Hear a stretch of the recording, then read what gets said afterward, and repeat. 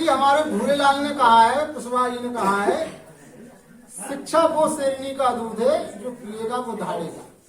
लेकिन मैंने उस पर भी लिखा है, सांच बराबर तब नहीं और झूठ बराबर पाप।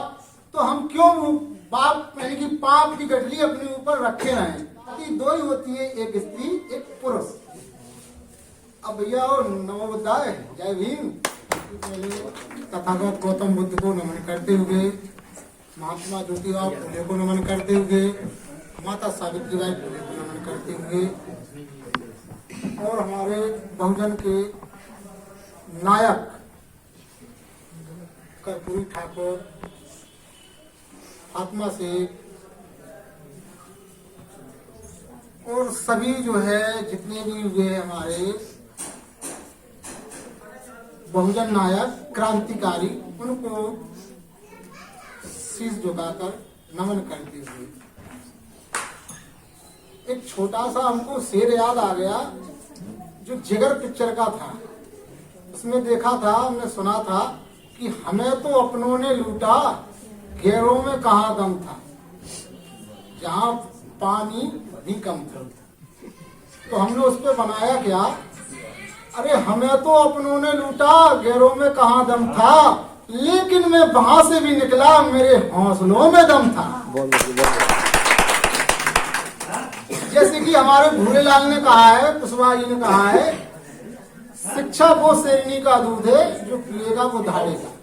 लेकिन मैंने उस पर भी लिखा है, शिक्षा वो शेरनी का दूध है जो जितना पिएगा वो उतना ही धाड़ेगा, उससे ज्यादा नहीं धाड़ पाएगा। तो आज का टाइम क्या है और कल का टाइम क्या है? कल हमारे पास संविधान नहीं था, आज हमारे पास संविधान है। तो हमें संविधान से ताकत है। जो संविधान कहता है हर व्यक्ति को बोलने की आजादी, हर व्यक्ति को उठने बैठने की आजादी।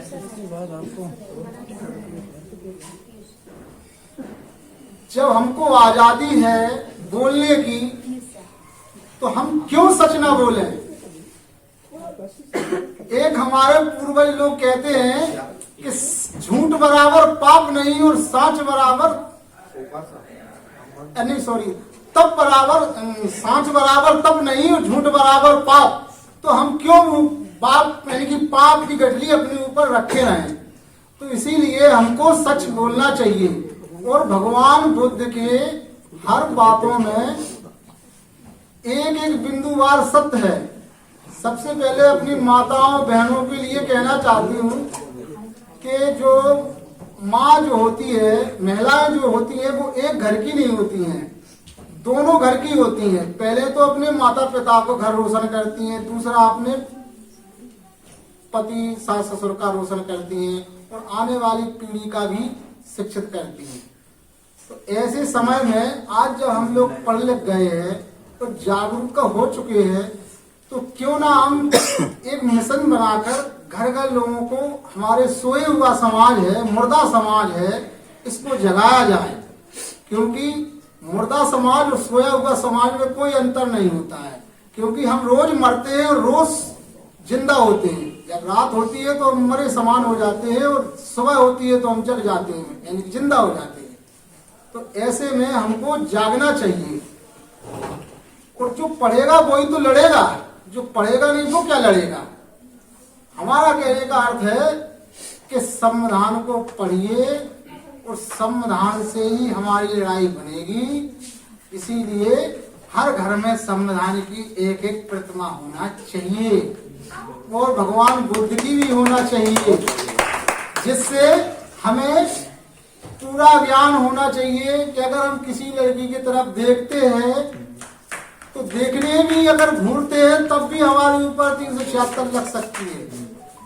इसी प्रकार से अगर हम किसी के यहाँ घर जाए और हम थोड़ा से पैसा मांगे तो हमको पता होना चाहिए धारा कौन सी लगेगी, तो हम वहां नमन करके जाएंगे, हम लड़ेंगे ही नहीं। जब हमको संविधान का ज्ञान नहीं होगा तो हम चाहे यहाँ मुंह उठा के चले जाएंगे, उससे लड़ने लगेंगे तो हाल में लिखवा देगा ब्यासी का मुकदमा। इसीलिए हम लोगों को संविधान जरूर पढ़ना चाहिए। और आप लोगों से मेरा निवेदन है कि एक जो है समाज में जग तो और ज्यादा ले आए, क्योंकि ना हम काछी है, ना कुमार है, ना बड़ई है, ना तेली है, ना तमूरी है। हम लोग सब लोग क्या है, हम लोग भारतीय हैं। ना हम शूद्र हैं, ना हम को अछूत हैं। हम लोग सिर्फ भारतीय हैं। और जाति दो ही होती है, एक स्त्री एक पुरुष, और जाति होती ही नहीं है। लेकिन जो जाति बनाई है लोगों ने, तो जाति जो है, जाति तो जानवरों में होती है, इंसानों में बना दी है। लेकिन जो है हम इसको नहीं मानते हैं, हम बुद्ध को फॉलो करते हैं।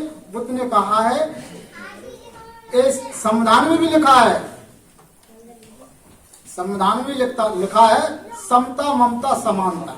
इसलिए हमको समता और ममता समानता में रहना चाहिए। ना कोई छोटा है, ना कोई बड़ा है, हम सब लोग एक हैं। भारत के मूल निवासी भारतीय हैं। तो इसी प्रकार से हम सबको एक दूसरे से, ना कोई छोटा हो या कोई बड़ा हो, जाति हो, इसको हम लोगों को कभी जो है ऊंच नीच भेदभाव करके नहीं मानना चाहिए।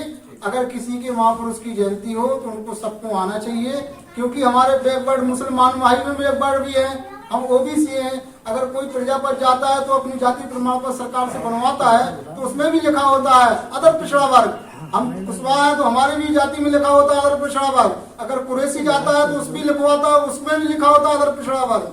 कोई मंसूरी जाता है तो उसमें भी लिखा होता है अदर पिछड़ा वर्ग। इसी प्रकार से हम बहुजन की 6000 जातियां हैं, उनमें सब में अदर पिछड़ा वर्ग लिखा होता है।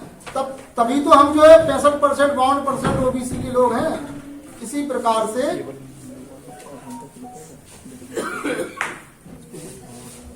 अब भैया नमो बुद्धाय, जय भीम।